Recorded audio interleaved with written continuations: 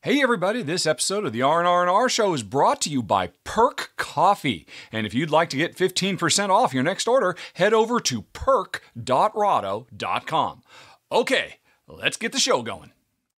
And welcome, friends. Thank you for joining us today. I'm Ruel. That's my buddy Chris, co-host of the R&R&R show. And today, for the first time ever, we've got an outsider. We've got a friend that's not part of the channel. Do you like that introduction, Mike? You're an outsider. Is that true? I'm also an outsider. I'm the first rando you've just dragged off the street. Yes. You're like, we don't have anybody else. Get in here. Come on in here. Folks, this is Mike from the One Stop Co-op Shop, a fantastic YouTube channel. And you can find out all about it by watching the extended version of this show, because right before we recorded this video, we did this live on Twitch, and we got all kinds of great info on Mike and talked about a bunch of games as well. So be sure to click that link below for more information. And before we get things started here, I do want to shout out our sponsor, Perk Coffee. I forgot to wear my shirt because it's in the wash right now, but I did have a delicious cup of Perk Coffee to get me going today. I had some Perk Coffee. There it is. I can't share the label, but here we go. I just finished it all. It was so delicious. It was perky. Really, also, I would describe it. I've filled this to the brim with Perk coffee. I don't really drink coffee, and then I started with Perk, and you know what? I can't stop. I cannot stop it. I need professional help because it's just my favorure coffee in the world. Yeah. You know, and I had arthritis, I had psoriasis. Perk coffee immediately gone. It will cure what ails you. There it is. And again, these opinions do not reflect the opinions of the Rahdo Run 2 channel. Thank you, Mike. Thank you, Chris. Real quick, before we get to the list, we're talking about the top 12 solo variants. So these are games that are either have solo variants built into them or have been fan-made, publisher-made, doesn't matter.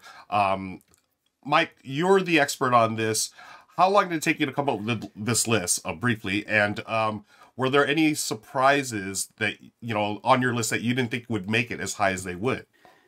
The toughest thing for me is the variant part, because I've done a lot of lists that are best solo games or best co-op and solo games. But a lot of those I wouldn't really say fit the definition of variant. Like Spirit Island, I love that solo, but it's only solo co-op, it's always the same thing. So that was probably the toughest part. And then besides that, there's just still so many. I'm very happy with the three that kind of I sent in a bunch, and the three that got selected. I'm happy to talk about all of them. I love all of them. Awesome. Some of them are a little bit older, some a little bit newer, but that was the toughest for me. Okay, cool. We're looking forward to it. So folks, we're compiling this list together as four of us, Chris, Mike, myself, and Richard, who's going to kick things off with our number 12 on the list for solo game, the top 12 solo variants. Okay, everybody, this is exciting. I'm going first on the list instead of last, which I guess is what happens when you have a special guest on. Boy, folks, wait till you see some of the choices, especially Mike's. I can't wait to talk about them. But I'm going to kick us off, but not before. I just wanted to remind everybody that this is not my first go-around when it comes to talking about solo games. A few years ago, I did a top 10 solo games with Maggie from the wonderful channel Thinker Themer. And I gotta say, those choices still stand, but I didn't want to just repeat the list I've done, which by the way, you can get to it by following the links down in the show notes. So I am talking about some more solo experiences I've had since filming that I think really would push their way into my top 10 easily.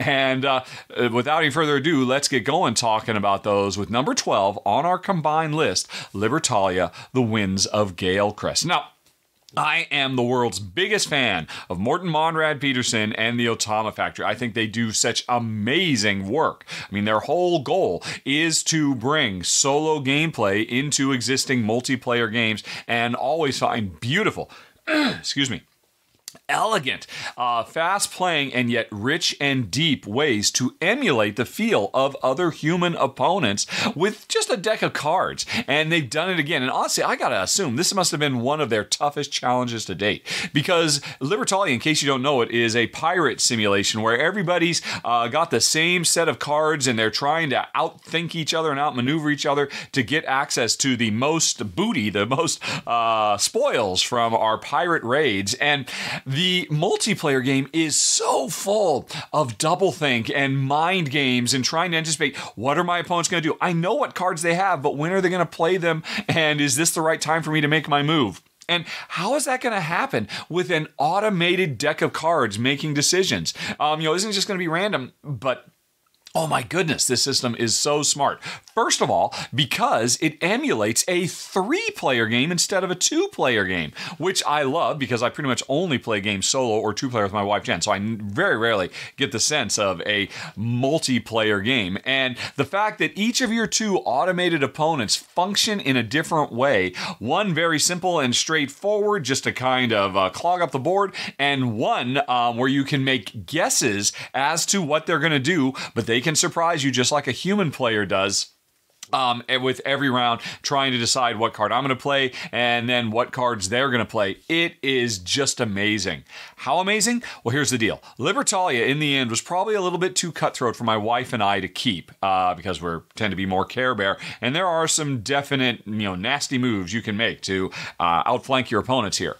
The solo was so good here, just so absolutely fantastic. I almost kept the game in my collection anyway, solely to enjoy it as a solo game. And to me, that speaks volumes for what an amazing job they did coming up with the solo variant for number 12 on the list, Libertalia, The Winds of Galecrest. Okay, guys, what do you got?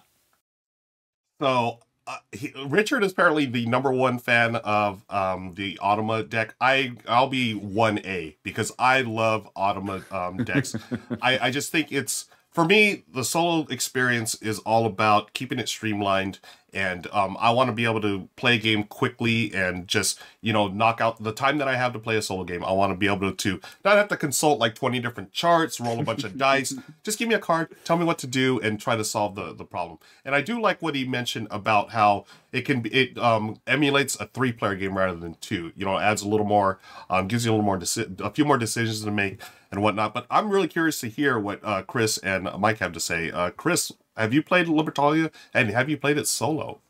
I certainly haven't played it solo, and you know what? I haven't played it in regular either. Oh, but I have read through the rule book. It was one that I was looking at recently. Yeah. I really like the concept of the variability in there with the number of cards, and I love games where you know the information and it becomes that headspace game between your opponent, right? Yes. Like that's the thing that I really enjoy in games, and so Libertalia piqued my interest quite a bit.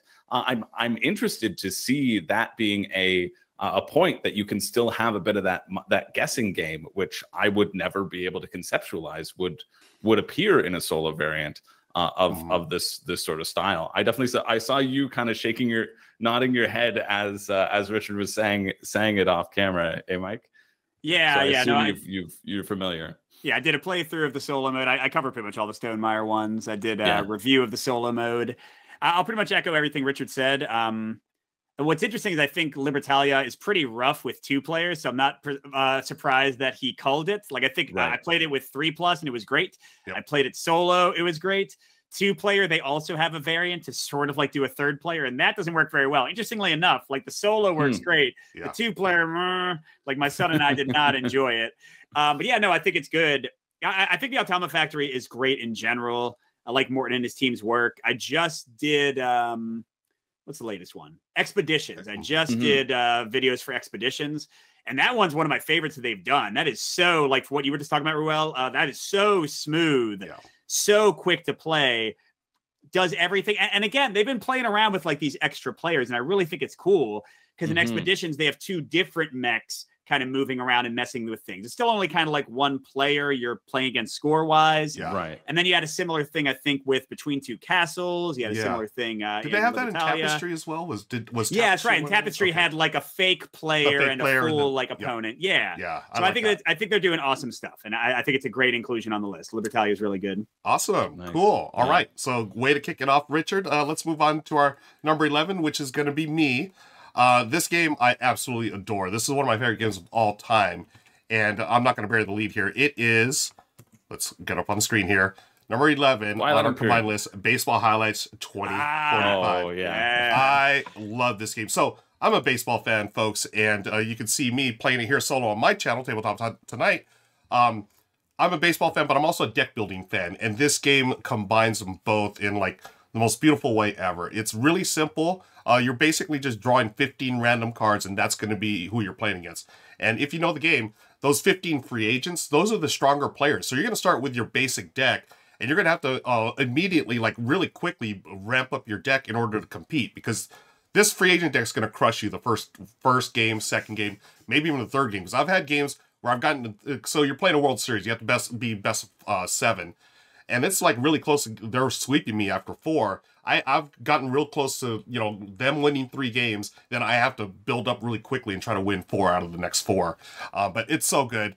As you play your cards, it's awesome because you take 6 cards. That's 1 game of baseball. And I love how they've distilled that down. It really does feel like the highlights of a baseball game. And then after you've played the game, the mini game, you're going to take the cards that you played, add up the currency, and then bring in free agents. And of course, you're going to replace those basic cards, those are your veterans and rookies. You take those out of the game, trashing, right, in Dominion style. But those actually, they call it theme-wise, sending them down to the minors. So your deck gets built up, and oh, gosh, it's such a... I love this game at 2. They say you can play it up to 4, but I don't see why you should. It's just 1v1, you know? Yeah. And it's definitely 1v1. Right? Yeah, yeah. And then with the solo variant, I can play this any time of the day, any time of the night. And they actually do have variants on BGG where you can do like a full campaign, like a hardcore, like, you know, season. I have not done that yet, but I will, especially if the Dodgers keep losing like the way they're losing right now. I may have to go to my fantasy Dodgers in my head and see if they do better. But that's why it's our number 11, a wonderful game called Baseball Highlights 2045. Yeah, I know you love that game. You've talked about it in previous lists too, because you're just such a fan, eh? Yeah, a huge fan. Yeah, and I love that one too. And especially, like, I'm a big deck building fan too, and I love games like that one where you add cards as you call them. So you keep like this lean deck. You don't have to worry about, like, you know, like I love the Star Wars deck builder, but by the end of that, my deck is like 50 cards, and I might see Darth Vader and I might not. You know what I mean? Oh, yeah, totally. But Baseball Highlights keeps it lean. And in a way, I think the solo is almost more fun because of exactly what you said. That underdog feeling. It is so cool to see you going from getting your butt kicked to finally be like, yeah, I got Babe Ruth now. Yeah. You know, just crushing it. So, yeah, that's an awesome one. I really enjoy that. Nice. Okay. Let's move. That's our number 11. Let's go on to number 10. I believe, Chris, you have our number 10 today. That's me. Okay. Yeah, this was an interesting list for me to put together because I'm really not a solo player. Like, my familiarity with solo games is very, very minimal. Like I was kind of saying a bit in the pre-show as well. And so that's why I'm kind of excited to be here. And it's something I'm interested in getting into more and more. And so this list gave me an opportunity to think about the games and the styles of games of what I would want to bring to the table solo. Honestly, something honorable shout out. This isn't on the list, but honorable shout out goes to Attack on Titan, the deck building game, because just talking about deck building, that's one that I own and would play solo. But it wasn't enough of like a variant to me. I mean, even though our number 2 is going to be just like a solo mode that I like to play, and it's just because I like to play that game the most. It's solo, but it's fine. That's my cheat, and I don't care. Is Attack on Titan? Yeah, Attack on Titan. The deck building game is cooperative. Yeah. Okay. So it's pretty simple. I still haven't played that, which is embarrassing because I'm a huge anime fan and I like Attack on Titan. It is. If you like Attack on Titan, it is so good. It's my number 2 game of all time. Well, hold on. I'm going to write it on a list somewhere and get a copy. But continue.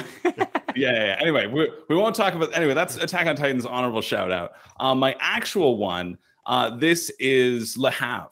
And so I was looking up a bunch... In preparation for this list, I was looking up a bunch of solo... Like, I said, okay, what has solo variants that I haven't tried, and what games do I love? And I really legitimately love Le Havre. And I found this solo variant specifically for this list. I found it on a BGG thread by 2009 solo play, or I think I had it up too. I was looking at it just recently. I have it on the other screen, but it's a really interesting concept for adapting Le Havre to be a solo game. And the reason I really like Le Havre is sort of the economy of actions. It's by Uwe Rosenberg. You're going down this canal, and every time you move a space, more resources get added to common pools, and you can take those resources, but you're also fighting the other players around the table for, do I take these resources? Is it going to build up too much for somebody else to take them?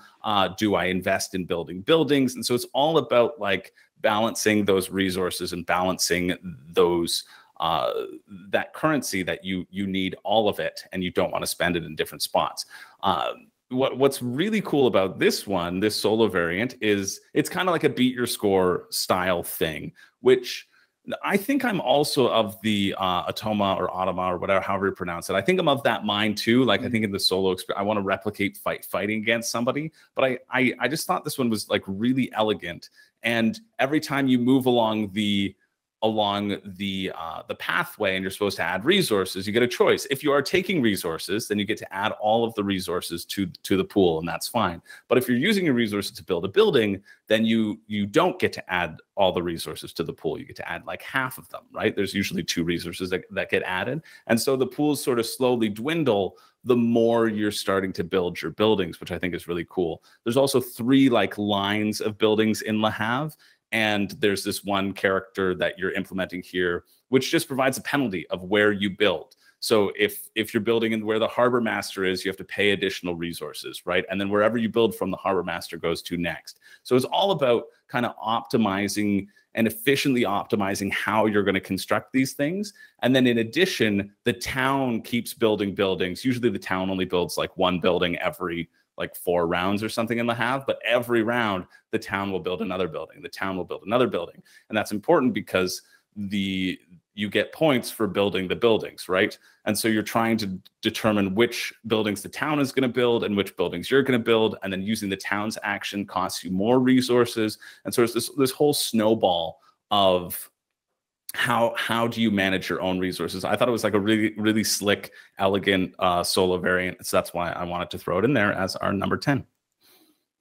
Nice choice. Mike, any thoughts on Le Havre or Le Havre? I've only played it competitively. I'll say for all the types of games I do play, like heavier Euros tend to be my biggest blind spot. I play some, but definitely like don't seek them out as much just because I'm playing with my kids and my wife most often. That's why co-op tends to be very popular at my house. It's like if I was like, hey, my 10-year-old, Harbors, let's go. But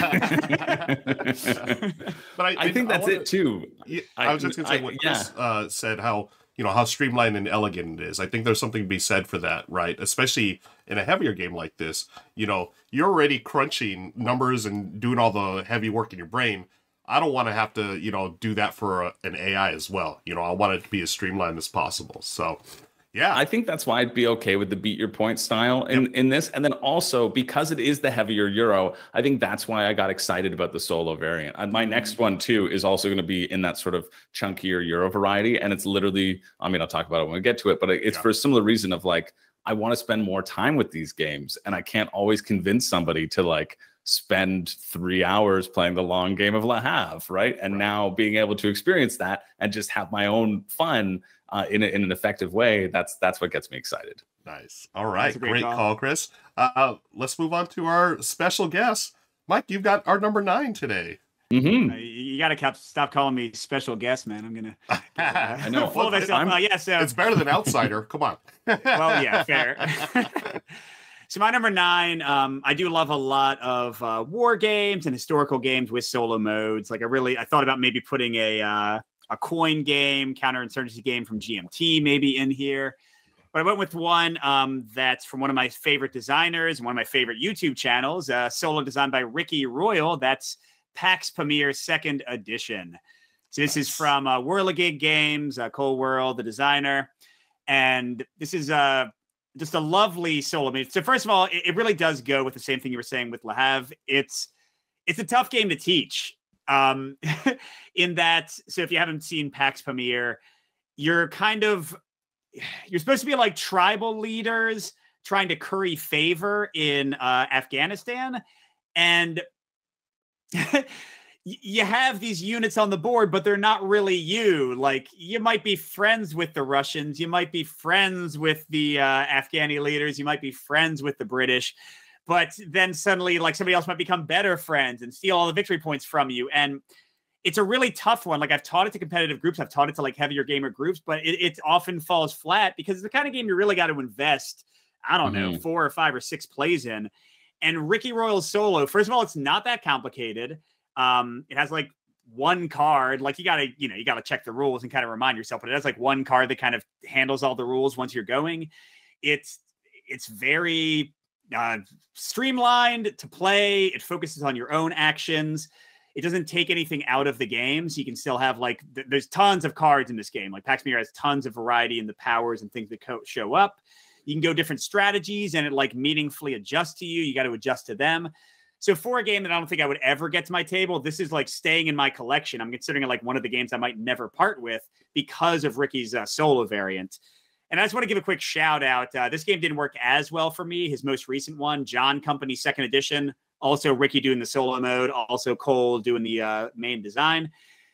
He made a super competitive negotiation game work beautifully for solo. It's a lot, though. Wow. You know, Pax Pamir, you can like have one card and you're good to go. You have to be literally flipping through like a 15-page like separate solo rule book every turn to make John Company work. So I didn't hang on to that one. But just like the chops of Ricky to be like, you know what, negotiation, I could do that. You know, he just found like this genius way to do it. So Pax Pamir 2nd Edition and Ricky Royal in general doing awesome stuff for solo variants. Nice call. Nice. Yeah, this is a game that I've been dying to play. One of my close gaming buddies has been raving about it for a while now, and I haven't gotten it to the table. But now that I know that Ricky Royal's got a solo edition or a solo variant, I'm probably going to pick it up now based on this, because I know this is something my wife Michelle wouldn't want to play. But if I can play it solo, it's definitely something that sounds like my jam. So yeah, thanks for that, Mike. Yeah, and to be clear, it is in the box. Like, you don't have to get anything extra. It's the Wakan rules. It's in the rule book. You have the cards right there. Like, it's ready to go. Ricky has playthroughs on the channel to walk through it. I have a playthrough. Like, there's lots of places to learn how to do it if it's, you know, it's tough to grok at first. Awesome. Nice. Cool. All right. Let's see what Richard's got for us for number 8. Okay, I'm just going to take a look back at those 3 entries before I go on to number 8. And, Baseball Highlights, Ruel, was there any doubt this wouldn't make your list? I think it's a great choice. Wonderful deck building, works so well. I've actually played it as a solo game. It's the only way I played Baseball Highlights. I did it at a convention years ago, and I was very impressed by it. And Chris, I gotta say, Le Havre is an interesting choice, to say the least. And while I don't think it's Uwe Rosenberg's best, implementation of solo into his standard worker placement fare, I just gotta say, I love the fact that it's on the list regardless, because I just want to give props to Uwe Rosenberg, because he has been so ahead of the curve for so long. All of his old classics, he was always working solo opportunities into it long before it was the cool thing to do like it is now in modern board gaming. And I've never tried it solo, but I've always heard that Le Havre makes for a great, fun, puzzly, solo experience. And then Mike, all right, here's the deal. I was unaware that Pax Pamir, 2nd edition had a solo mode, and I was certainly unaware that it was designed by Ricky Royal, Richard Wilkins. Oh my gosh, that gets me so incredibly excited because, one, Ricky has a phenomenal channel. He is a superstar. I played other designs of his in the past, and while I never really considered playing Pax Pamir, ultimately Shay ended up covering it here on the Rahdo channel. Had I known that there was such a rock-solid solo mode, I would have been all over it. And I definitely want to play this. Basically, of everything we are talking about today, Pax Pamir 2nd Edition is the one I most desperately want to try solo that I have not already done before. Wow, that was a really, really great one. I am glad you're here, Mike. And I'm glad you're here, Ruel and Chris, too. But anyway, all that out of the way, let's move on to number 8 on the list, Founders of Teotihuacan.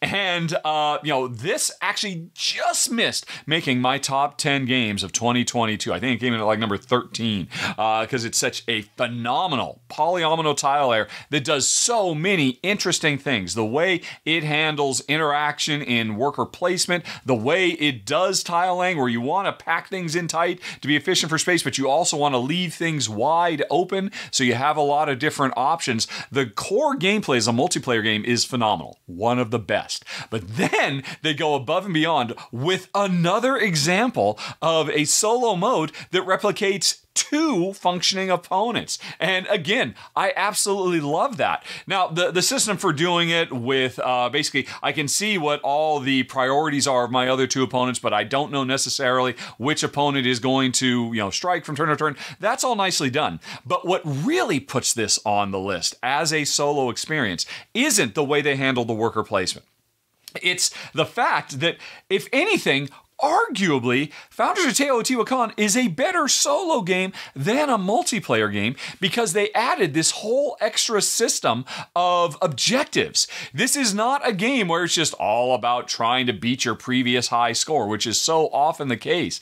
When you set up to play, there's like the rulebook comes with this big chart of I forget, over a dozen different specific things I have to do, objectives I have to complete to be able to consider the game won in solo. And every time you play, you roll a die 3 times and choose, okay, wow, this game, I've got to do this one and that one and the other one. I've got to get all this stuff done in the very limited time I've got. And I love that. I would love to see those challenges brought into the multiplayer game because they really enrich the game and take it to another level. So honestly, I'm kind of jealous of solo players that they almost get a better implementation of one of my top 10 games, or no, again, top 13 games of 2022. It's number 8 on our list today, Founders of Teotihuacan. I loved Founders of Teotihuacan. That was actually one of my top 5 games of 2022. It was fantastic. Richard, gave the little description there. I would just say, I think I've only played the solo once because thankfully, Michelle, my wife, she loved the game too. So we got to play 2 players, but nice. I love that whole, adding the objectives to the game. I think I agree with Richard. It enriches it, but oh my gosh, what a fantastic game. And I'm going to have to dig deeper into that solo mode. Yeah, I have not played this one either, although I do like Polyomino, so I'd like to give it a try. It looked really good from what Richard was talking about. I do have to say, though, I feel like my choice for the first round definitely won. Right? That was the winning choice. Nice. So y'all are cool. Not quite as cool as me, but you're fine. Oh, yeah. I will never win. Let me be clear. Mostly these shows are me putting forward, bearing my heart and soul, and then Richard saying, Chris, no, that's not good. So, I mean, hey, that's the best review I've ever gotten, both, on stage and in this show. So I'll take it. Nice. And also, you know what? Richard was right. I had forgotten this, but besides like Pandemic, I played the heck out of Agricola's solo mode. And yeah, Uva really was trend setting and like way ahead of the curve, being like, hey, you know what? Solo mode, baby. Why not? Like everyone else was like, what are you talking about? Yeah. Way ahead of his time. Nice. Okay, so let's move on to our number 7. That's going to be back to me. I picked a game that I really enjoyed multiplayer. And this one didn't become a solo game until the pandemic. It is our number 7 combined list here, Santa Monica. So during the pandemic, designer Josh Wood decided, hey, I'm going to create this solo game during the pandemic. I'm just going to take, people had asked for it. And he came up with the rules, and now it's a thing. It's like an official thing. It's part of the new editions of Santa Monica. You have the solo game. It's a really simple implementation. All you need is a D6, and you roll and then consult a very small chart, and it's basically blocking you from doing certain things. Santa Monica is a wonderful tableau builder, and Josh Wood is doing a lot of cool things with tableau builders these days, folks. If you haven't already, check out in the show notes for a link to our Let's Go to Japan run through. He also did that, another tableau builder, a lot more robust and complex than Santa Monica.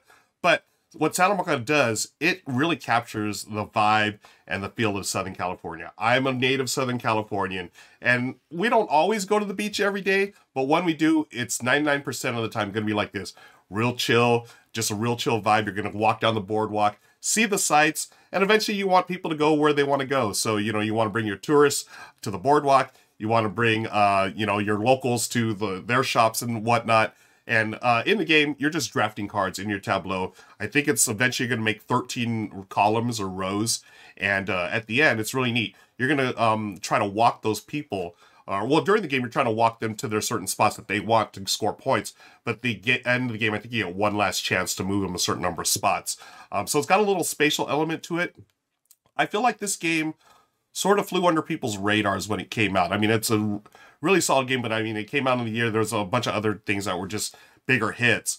But I think, folks, if you're looking for like something that's been a little overlooked, check out Santa Monica, and be sure to check out this solo mode, because it's very, we've used the word elegant a couple times. It's super elegant. Roll a die, pick the action, and it's going to block you there, and then you continue playing the game. There's no change in gameplay from your point, so it really does feel like a multiplayer game, where, well, a two-player game at least, where that other player is always sticking it to you by taking what you want. So that's why it's our number 7, Santa Monica. Nice. Yeah, oh, sorry, you go first. No, go for it. I was just going to say I love the art in it. It's just so charming. That's all I was going to say. Oh, yeah. Well, now along with Attack on Titan, I've written this one down because Jeremy Howard from M vs. Meeple. Do you guys know Jeremy? Oh, yeah. Jeremy's great. Yeah, so I love Jeremy, and he told me about this game when it first came out. He's like, "Oh, Santa Monica's so great, you got to play it." And I was like, "Solo mode?" And he's like, "Nah." I'm like, "All right, never mind." Because I got to do so many games for the channel. I don't really have time for competitive games only. Yeah. But yeah, I always thought it looked cool, and I had no idea that they had gone and like made a solo mode for it after the fact. Yeah, it was really excited about it again. Yeah, it was really awesome. Cool because I remember during the pandemic, like everyone, we're all just sort of sitting at home. I'm literally following the thread in BGG, and it's like Josh, like he posts, "Hey, check out the solo mode I made for Santa Monica," and all of these comments. They're like, "This should be a real thing," He's like, "Oh, okay." So he revises it. Then one day it's like, "Oh, by the way, here's the file on BGG. It's an official thing now." And then there it is. So yeah, it was really cool to see the development of the solo mode. Yeah, I love that. Okay, let's move on to number 6. Chris, you've got it, my friend. That's me. Yeah, so this one is another long Euro, and that's kind of the reason why I'm interested in it at all solo. And also because I feel the pressure when playing with other people to take my turn quickly, and I don't want to. I want to take my time, and I want to look at all the cards, and I want to find my optimal move. And I feel like this is one of those games where I can't if my competitors are playing quickly and are saying, "Okay, let's not make this a 4-hour game," which very well could be. This is super popular Ark Nova.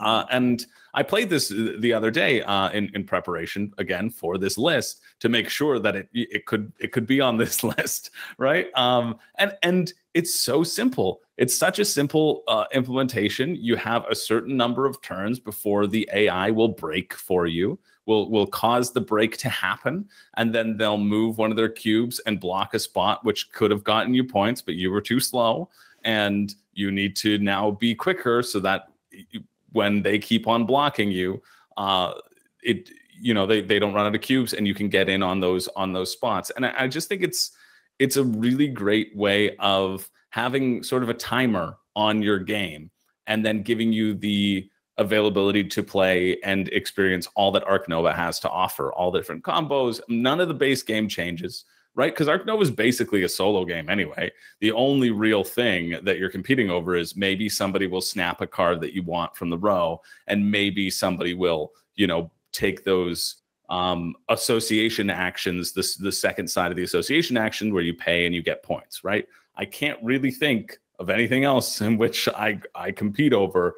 That's and the break, right? And balancing the break of when your new income is triggered. And for me, it's a solo variant. It's a variant that gives you all of that and just allows you to play the game. And I think it's great if you've played Ark Nova and you're like, "Oh, it's fun." But like, if you're like me, I'm like, I just wanted the first game of Ark Nova that I played, I did not know what anybody else was doing whatsoever the entire time. Like, not even. It would come around and be like, "All right, I'm playing my card." And then they'd go around and be like, "Oh, and you played the Austria. Oh, no, okay, it's my turn again." Right? It's just horrible.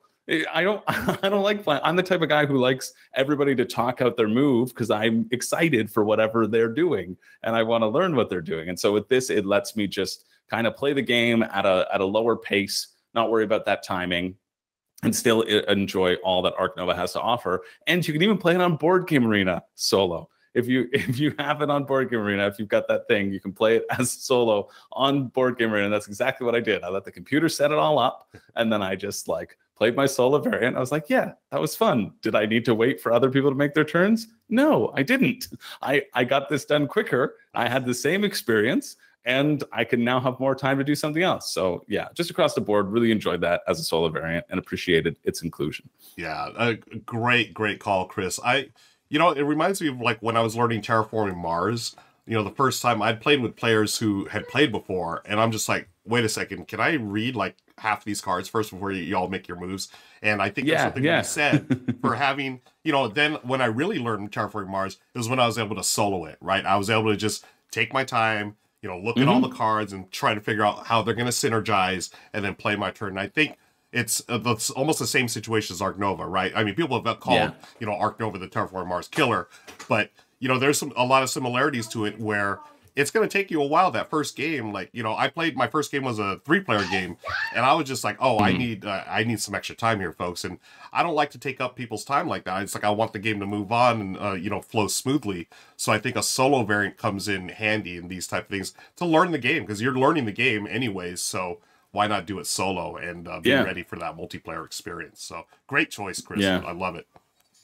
Am I using my mute button correctly? Are you hearing me? Yeah, you're good. Tell my kids to be quiet. Yeah, you're good. Yeah, my children just got home, so they're Tears of the Kingdoming it up, and we'll see how that goes. Nice. Yeah, so this one, this is one of those like casualties of being on a team. Colin from the channel played Ark Nova on the channel first, and once he does, suddenly my entire impetus to play it like goes down dramatically. You know? But I've heard great things, and I know a lot of people swear by, now this would take away some of the fluidity and like kind of the simplicity of what you're talking about, but a lot of people swear by the I think it's Arno, ARNO of fan-made variant that kind of like I think keeps more of like the competitive kind of mechanics in the game.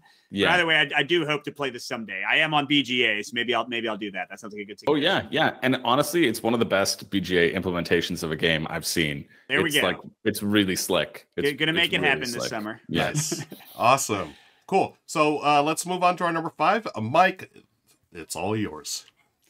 Yeah, I feel a little bad for this one because it's such a new game. But whatever, I played it a ton already. This is Heat, Pedal to the Metal. Let's go. I don't think you should feel bad. Yeah, so full disclosure, I am a racing fan from way back. I used to play Formula D and Formula 2 before it was D. I played like Snowtails. I never loved Flamme Rouge that much, which I know is with the same designer team, but I never liked that one that much. And then Rallyman and Rallyman GT. I went all in on the Rallyman Dirt campaign. Did you get the Rallyman cars, the metal cars? Well, no. Well, hold on, Chris. You might not know, but Rallyman Dirt never delivered because the company went bankrupt. And like all the copies are stuck in Canada. Maybe there's like a vague chance. Maybe we'll get something someday. Whatever. But I'm up here. You let me know, and I'll break into the warehouse for you. There you go. But yeah, so either way, maybe this would have been Rallyman spot, but not anymore. Now it's Heat spot. But yeah, so you know, I said I like opposing racing. We're not just racing, but any kind of automaton that like kind of replicates a player. And the cool thing with Heat is how they've done it. They replicate a real enemy, but it's 5 cars at once if you want it to be. And it takes like 10 seconds to do like the turn of 5 cars. It's ridiculous how quickly they go. Because I love Rallyman, both the time trial mode, but that's not as exciting because then you're not racing other cars. And I love the like semi-official Dr. Worm fan variant that I think became like official kind of, where it has like NPC cards, like AI cards going. But man, Heat is just so much smoother than that. And it's also great to like fill out a competitive game. Like my son and I will play and we'll throw in 3 or 4 AI cards just to like give that full feel, give enough people that you can slipstream on. Yeah, so all you do is you flip a card and it has the numbers and it tells you how far to move them. And if like they're near a corner, it tells you how they handle the corner. It's so ridiculously clever. It's so simple. It's got like some similarities to what Flamme Rouge did, which was like a solo expansion. But here it's out the gate. It's in the base game. It is lovely. If you like racing, I think Heat, first of all, is excellent. I know it's like taking the world by storm and it's like really hard to find a copy. So I hope they get more printed soon. But yeah, I think the solo mode is like one of my favorite things about it. And it lets you use basically everything. It doesn't play entirely nice with all the modules. Like you can kind of build your own car and like add cards. And that kind of makes you better than the AI in a way. But, you know, whatever. It's still fun. So, yeah, I love Heat. I love the solo mode for it. Best racing solo variant I've seen. There aren't that many out there, but it's the best one. So, very happy that this exists and have been having a blast with this one for a while now. Yeah, I Nice. 100% agree, Mike. This one, I actually did the run through here for the Rahdo channel. Folks, you could check out the links below to find that. And just incorporating that, it's literally just a small deck of cards, right? And you just flip them over, like Mike said, and it tells you how far the cards moves. And you can do it for, up to, was it 5 cards and have a full-on race. And it's just just brilliant the way they've done it. And I like the game multiplayer, but I have liked it just as much as a solo game as well. Chris, have you been able to play it? Or because I know no, I almost got to play it at Dice Tower West. Okay. Because it was in the hot games room at Dice Tower West, but the tables were always all full. Yeah. I'm not much of a racing fan though. Okay. I've had bad experiences with racing games taking too long, and I know that Heat plays pretty snappily, so I'm still interested in trying it, but I'm not running through the streets pushing people over to get you know what? Everyone can get their copy first. Yeah. And then, maybe I can ease into it at some point. Yeah, but, you're not and it's not to get your copy. I get it. There are lots of bad things with racing games, like Runaway Leader. Yeah. Is literally what racing is, and Heat doesn't fix any of that. I've had games where I was definitely in dead last, definitely not going to make it anyone better. And I'm just putter it around, So no worries. It's fine to not like racing games, but I do, and this is a great one. Oh, nice. Agreed. Okay, let's we're at our top 4 now, folks, and it's time for Richard to bring us into number 4. Okay, 3 more excellent choices. Well, I did not know there was a Santa Monica solo mode. I have no idea. I mean, look I love Santa Monica. I put it proudly, with some of my best games of all time, and I am very stoked to give that a go. Seems really nice and simple, and I thank you for sharing that and getting the word out. I bet you most folks don't know. And Chris, Ark Nova, an excellent choice. The solo mode is very, very simple, but I think it's really important what it does. Ark Nova is a race game at its heart. And I have noticed more and more these days as, heavy, crunchy Euros that focus on, hey, look, we're just racing to achieve a certain thing as fast as we can. They sometimes have a problem amongst, in multiplayer games where people just kind of dilly-dally because they don't treat it like a race. You see this a lot with Alexander Pfister games too. And so I think the idea of, hey, you know what, let's reinforce the fact that this is a race. I mean, I forget what it is. You get 20 or 25 turns or something like that in the solo, and that's it, fixed. So you feel that pressure nonstop. Pressure that on a certain level, unless you're playing with the right types of players, you don't feel in the multiplayer game. I mean, I almost kind of felt like when I was trying the solo mode of this, that its core ideas should be brought into the multiplayer game as well to make it a better experience. And then Mike, Heat, Pedal to the Metal. I've really got to try this game someday. I really, really do. Real did a good job of recording it on the channel and showing off how, again, I just love this idea that, hey, when I'm playing solo against the automated opponent, it's not just against one, it can be against a whole bunch because the system is so clean and simple and it goes as fast as the cars themselves, and it's a very, very excellent choice. But continuing on with the list, let's talk about my number 1 on the list and our shared number 4. That has got to be Stars of Akarios, which, for folks who don't know, is a very, very big, ambitious space opera game. Think Battlestar Galactica meets Gloomhaven crossed with Seventh Continent. And that is a very potent and powerful combination of stuff. And here's the deal. When I first started playing Stars of Akarios, my wife, she was traveling, so I basically had 2 weeks with the game playing it only solo. I didn't actually get to play it multiplayer until months later when she was back and we were able to make the time to give it a go. And I gotta say, folks, Stars of Akarios, rated as a solo game, would have been my number 1 game of the year of 2022. I think it is a phenomenal experience. And I so appreciate the developers did the extra work, because a lot of times games will say, especially games like this will say, yeah, of course you can play it solo. You just have to control 2 characters, or in this case, 2 spaceships and space pilots that are, engaging in, intergalactic dog battles that are very reminiscent of Gloomhaven, but driven by dice as much as by cards.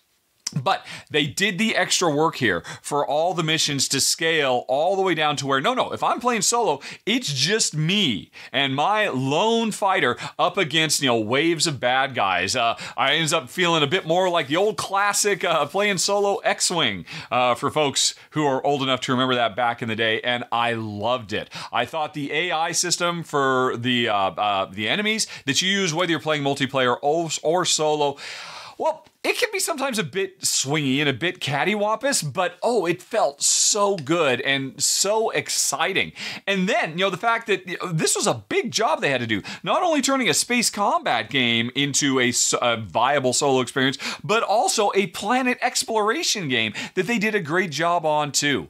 And I was just absolutely blown away by this thing. And unfortunately, at the end of the day, when my wife finally got back and, a little while later, we finally got to play it, the game was kind of problematic for her to play. She had a really tough time dealing with the spatial relationships. In the same way she has a tough time playing asteroids. Because, hey, once a ship is facing towards me, I have a hard time, in my brain keeping track of, if I rotate, which way am I going to face and all of that, which is a big part of the game. It's all about positioning your ships to, deliver attacks at the right time to the enemies while staying one step ahead of them. Anyway, though, this game makes me wish that they had done the extra work on Gloomhaven to make that truly soloable as well. Yes, there are a few specific solo missions for Gloomhaven, but here you can have an epic journey, Battle Beyond the Stars style or Star Blazers style, and you can enjoy it. It's fast to set up and play, and it is just absolutely wonderful. If you're looking for an epic solo adventure that will just give you so many hours of fun time, and you love some of the sci-fi references I'm making, you might want to check out number 4 on the list, The Stars of Akarios. Yeah, Richard had me at Battlestar Galactica meets Gloomhaven. That right there, I'm all in. I remember him talking about this game, but I have not seen it out anywhere. This one definitely flew under the radar because I didn't hear much about this game. But I know that Richard really loved it, and as a solo game, it sounds pretty awesome to me.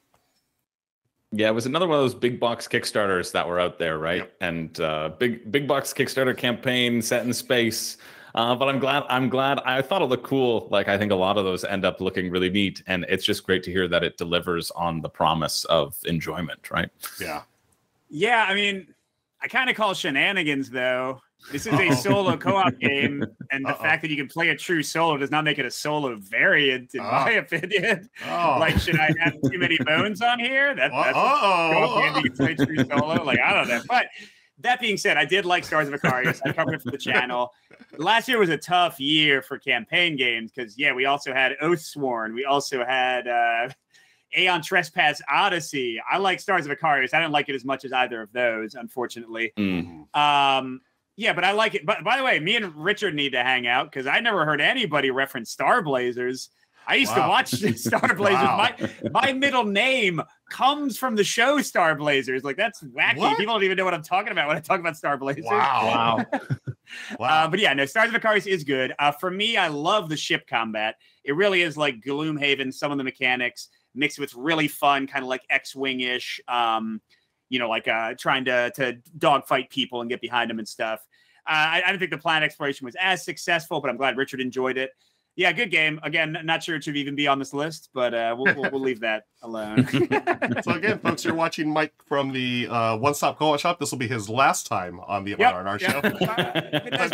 I love that you call it shenanigans. We're going to have to talk to Richard about that. And I'm sure, I guarantee you, Mike, you're not going to see any more shenanigans coming up as our number 2. I guarantee it.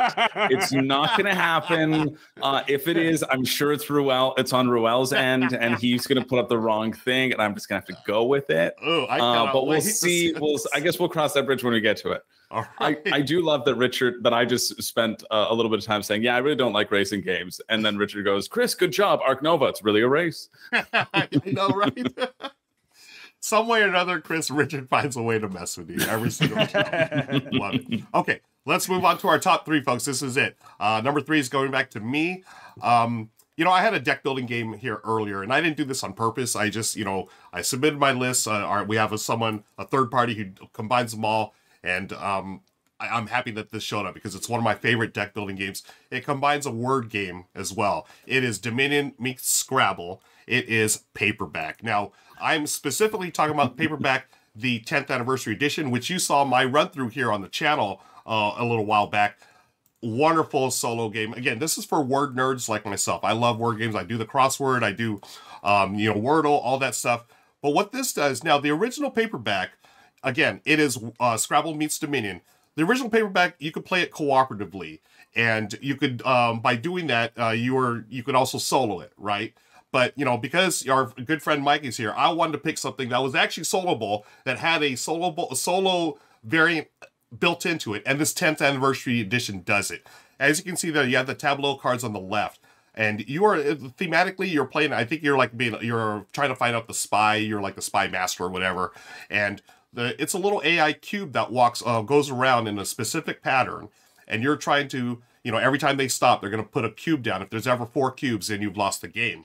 Now, what Paperback does, it's brilliant. It gives you a list of actions. You roll a die. Whatever die it lands on, that number, that's what the AI is going to do, and that prevents you from doing that action, so you have to pick one of the other 4. So these actions are like take off cubes, add cubes, move yourself, blah, blah, blah. And you're doing this while you're still playing Paperback. You're still building words, and in true deck building fashion, you build up currency, use the currency to get other cards. Those cards have abilities. They go into your deck. Hopefully you can trash out some of the weaker cards.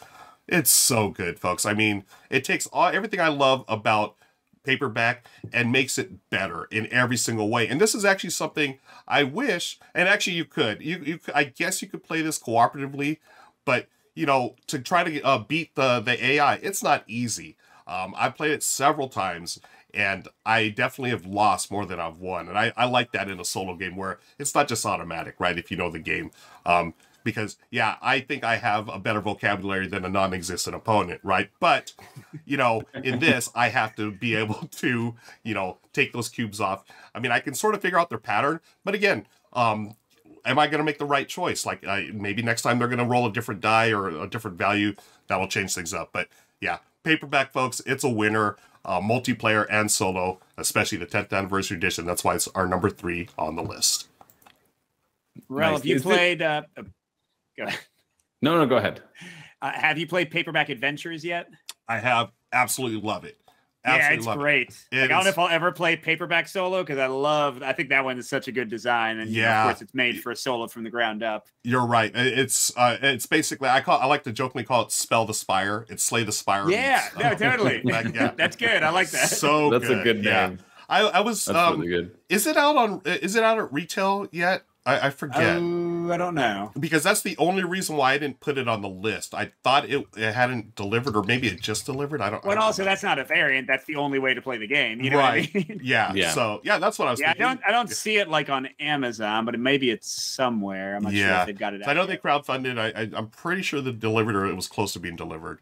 But anyways, that's why I went with the OG. I went with Paperback 10th anniversary edition. But. See, now I gotta get a copy of it because I feel like this is two lists in a row where I feel like Paperback has been on it. Wasn't it on our last list too? It might have been. Yeah. What was the list we did before? Or it was recently. It was definitely recently. Like I remember us talking about it and you getting me really excited about it. Now I'm still excited about it. Well, apparently I just talk about the same games every list, Chris, no matter what the lists are. I can talk this into being a race game too. So there you go. Well, that'll be next list. Top race games, Paperback, Ark Nova. Exactly. Here we go. Nice. Okay. Chris, you got the second game on our list today. All right. Now listen, I know that I'm cheating here. Okay. I knew I was cheating when I put it on the list, and I didn't care because, and here's my reasoning. You can play this game with 2 or 3 or 4, or you can play it solo, varying up your play style. Sounds like a variant to me. No. But the reason I put it in, the reason I really put it in is because I am not a solo player. Like I'm really not a solo player. Like I'm really sort of like the antithesis of diving in consistently with games. And this is probably the one game that I own that like I actively will play solo. And I think that is sort of a noticeable, or at least like good information for people who are kind of like me and who want to like dip their toes into solo. this is something that it's by Chip Theory Games, and Mike, you've already said it. It is Too Many Bones that I'm putting on this list.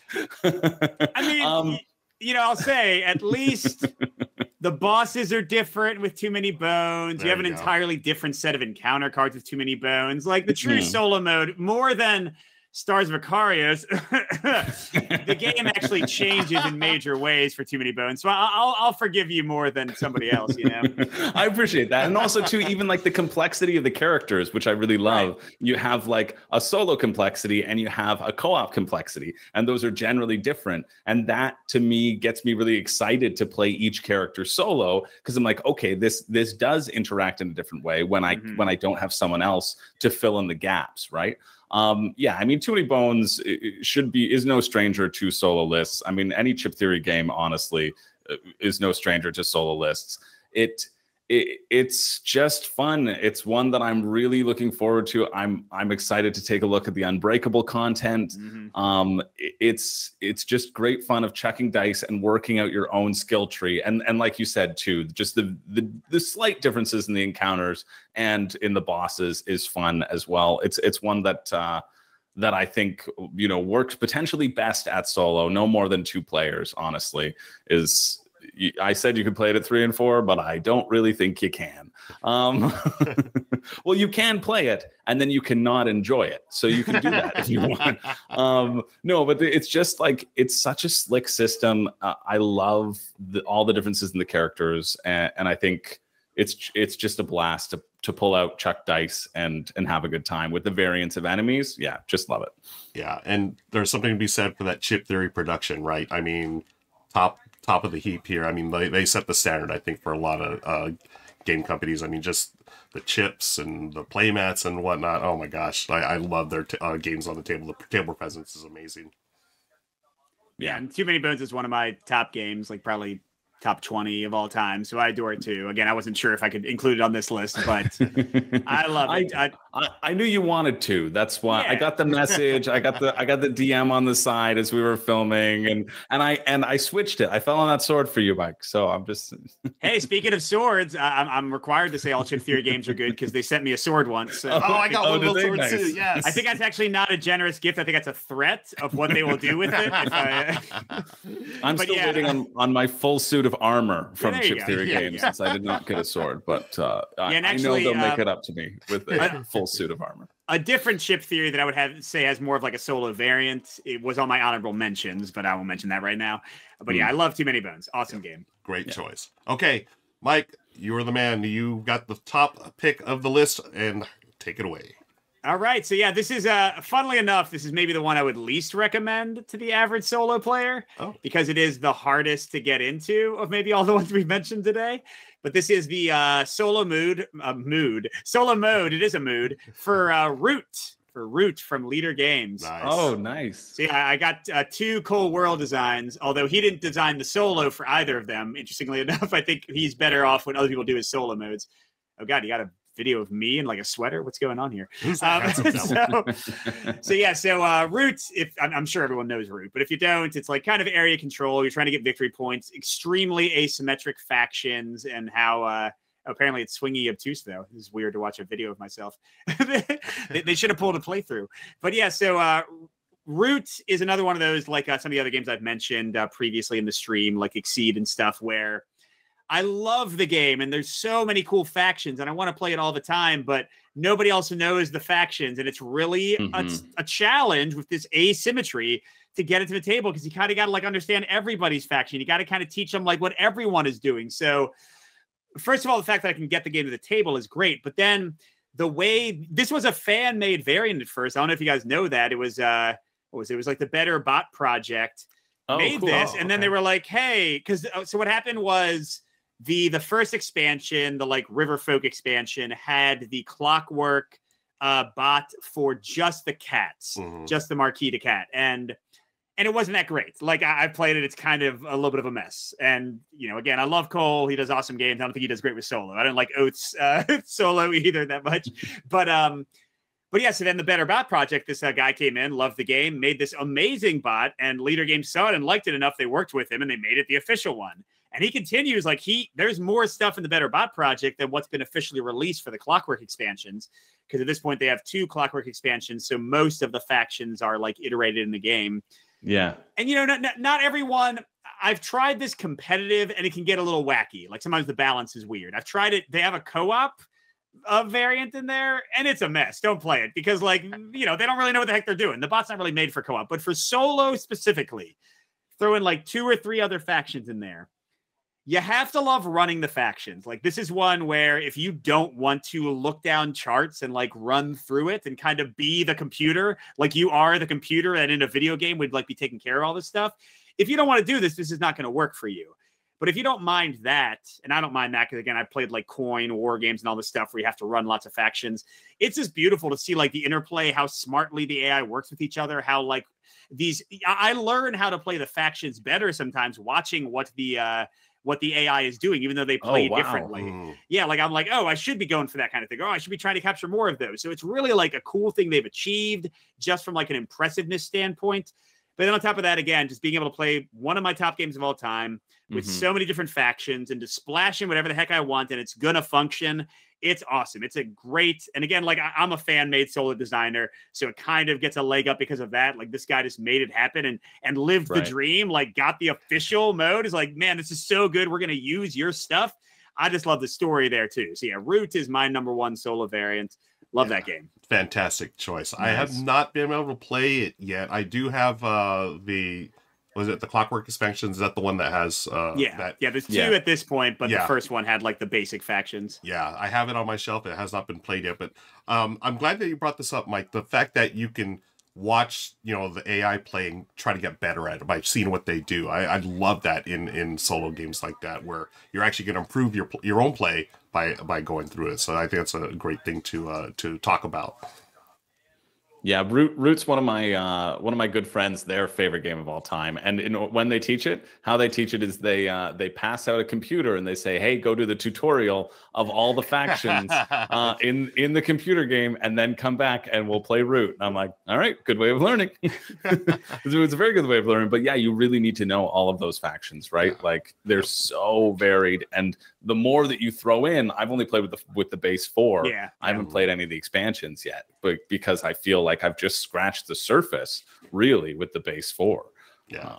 But nice. That's cool. That's awesome. Really cool. Well, and what you mentioned is a wrinkle with Root Solo, because gosh, that Direwolf app for it is so ridiculously good. You don't even like necessarily, you know, like I love the game. Right. I don't like playing app board games that much, so I don't personally play it really. Yeah. But it's like, if I'm like recommending, I'm like, well, let's go play the app. It's kind of better. Right. Nice. All right, so let's find out what Richard has to say about all of these great games. Okay, folks, before we go, I just wanted to weigh in on those last 3 entries. Ruel, I have to admit, I am so freaking jealous that you ended up covering the 10th anniversary edition of Paperback on the channel, because I had no idea how fantastic that solo mode was. It's incredibly impressive. And yeah, I mean, I don't know if I think I might still prefer Paperback Adventures as a solo on Paperback take, but this is so cool, and I wish they had a multiplayer iteration because it was so smart. And Chris, Too Many Bones. Too Many Bones is way too big for me, way too long. And if I were to ever play it, I think solo is how I'd want to go, because I think that's how you can get it down to around an hour, right? When it's just you up against, you know, all the bad guys. And so I very much appreciate that. Although, as I understand it, isn't so much of Too Many Bones all about, you know, the interplay between players, and a lot of that goes away? I'm not quite sure. If so, it's kind of a bummer. I kind of wish they had kind of approached it maybe in the way Oathsworn does, where, hey, if I'm playing true solo, I've got my one character. Oh yeah, the other characters can still be there in kind of a simplified sidekick way. But even still, again, Too Many Bones in an hour has got to be a good thing. So it makes sense to include that one on the list. And Mike, Root. Oh my gosh, you are a braver man than me. I tried playing the automated cat faction that was in the original box with Root, and honestly, I didn't think it was very good at all. Just kind of a pain to manage with so much stuff going on. Really, it's probably only good just to have a test dummy so you could practice with factions before you play the way it's supposed to be against real players. But as I understand it, those Clockwork expansions that came out afterwards are really, really good, and I guess they must be crispy for you to put it so high on the list. So that is good news, everyone, I gotta say. And speaking of good news, folks, we're just starting with all of this solo stuff. If you want to hear some more solo goodness, well, head over to the extended edition of this episode, because in the post show, I imagine the gang is going to talk a little bit more about maybe some preferred solo stuff. And I'm hoping that Mike talks a little bit about, I don't know if he's too humble to bring it up in this run through, but the fact that he is a fairly accomplished solo variant designer himself. He's got a bunch of really good ones out there, like, Radlands. I watched a bit of his video for that, and it looked really, really good. So, actually, there'll be some links for some of his stuff down in the show notes right now, so you can check out Mike's work in the solo sphere. And then if you want even more solo content, folks, might I suggest heading over to a new geek list I made on Board Game Geek called solo.rahdo.com. That's where you point your browser, solo.rahdo.com. Link for it again down in the show notes. That is a list of every game that has been covered on my channel in solo mode over the last decade. There's over 200 games there, plus the top 10 I did with Maggie from Thinker Themer a few years ago. Plus this video and its extended edition where you can hear more stuff. And again, Mike, I want to hear in that after show if you could spend a little bit of time talking about how you approach design, or heck, maybe you did it in the pre-show. Folks, cannot recommend that highly enough. Mike, thank you so much for joining us, and I'm going to throw it back over to you guys to close it out. All right, so there you go, folks. Our top 12 and Richard's thoughts on those final ones. Mike, I want to thank you again for joining us today. Really appreciate it. And until next time, folks, we're going to send you all out with some Perk Coffee. Be sure to check out the website, perkcoffee.com, and use the RRT15 code for a discount on your next order. Take care. So long. See you later. Bye-bye.